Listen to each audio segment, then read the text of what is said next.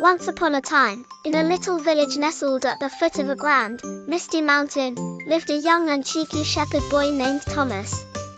Every day, Thomas would take his fluffy sheep to graze near the edge of a shadowy forest, where the trees whispered secrets to the wind.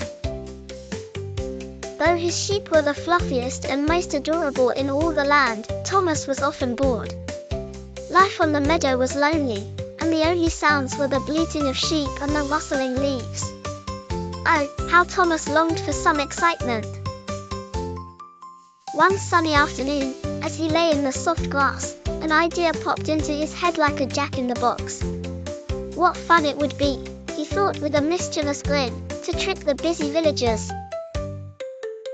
Without a second thought, Thomas jumped up, tiptoed into town, and began to shout at the top of his lungs, "Wolf!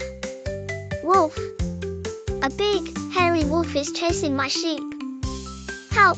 Help, please!" The villagers, hearing the cries, dropped their brooms and tools. They gathered their forks and sticks and came rushing like a whirlwind to the meadow. When they reached the pasture, they found the sheep munching away peacefully and Thomas rolling on the ground with laughter.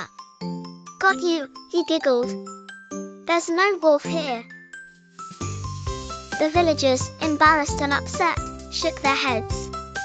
"Thomas, you trickster! You shouldn't tell tales." "We won't come next time," they warned, wagging their fingers. Thomas nodded and promised, but his eyes twinkled with mischief. The next week, when the sun was a warm golden yolk in the sky, he couldn't resist. He ran back to the village shouting, "Wolf! Wolf! This time, it's real!" With grumbles and groans, the villagers stomped to the meadow again. But once more, it was only Thomas and his sheep, and Thomas was clutching his belly with laughter. "That's it," the villagers huffed. "If you call wolf again, Thomas, we'll stay right where we are." Days passed, and one foggy morning, as Thomas watched his sheep graze, the real wolf slinked out of the forest.